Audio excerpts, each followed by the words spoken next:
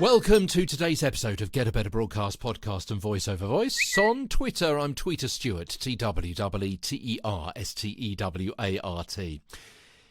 We're talking about the different effects that different things can have on your voice. External issues, very often. Maybe it's, pollen. Maybe it's going to a party. Maybe it's tobacco smoke. Maybe it's alcohol. And yesterday we were talking about vomiting. Weren't we?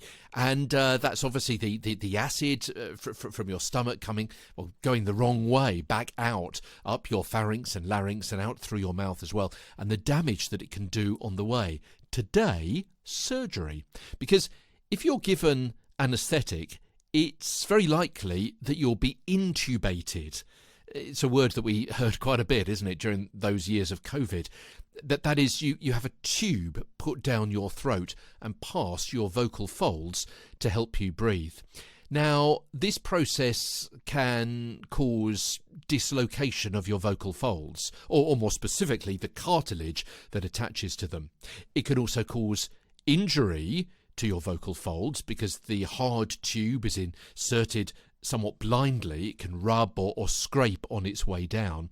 It can cause inflammation, where, for example, cartilage is exposed to some more damage, like acid reflux that we were talking about a little bit earlier on. If you've got a slight nip or tear or cut or abrasion there, and you've got some acid coming up, you can imagine the damage that potentially could happen then.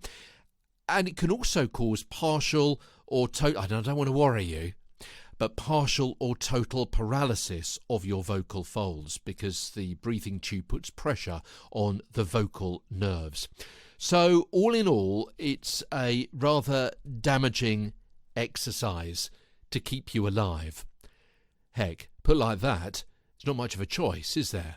I mean, you may have a small chance of it damaging your voice in the future, but then if you're not alive, you won't have a future anyway. So, you pays your money and you takes your choice, as it were. So what I would suggest is fully understand the risks of any surgery involving intubation, and also ensure doctors know your area of work, and they may just take a little bit more or a lot more time and expertise and trouble in making sure that tube goes down cleanly and precisely to help you in the long term as well. But obviously, if you are in an emergency situation, you won't be able to ask that, and they probably won't be able to perform that kind of consideration for you.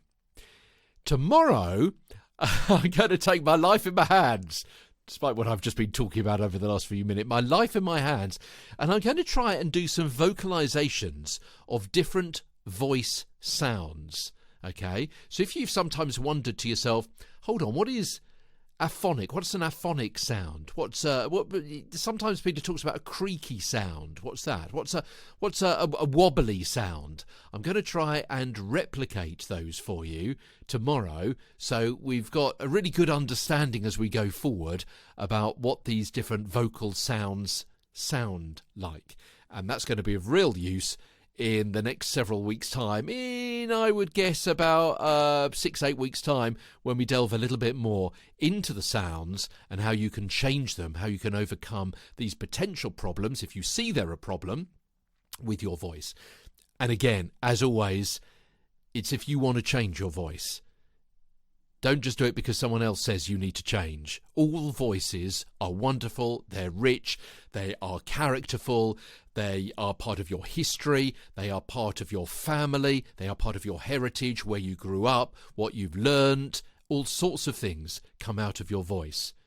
As I always say, I haven't said it for a while, to be fair, but I'm only here to help you get a better broadcast, podcast and voice over voice, if that is what you want to do, with no pressure from me or anybody else. Anyway, that's tomorrow. Okay.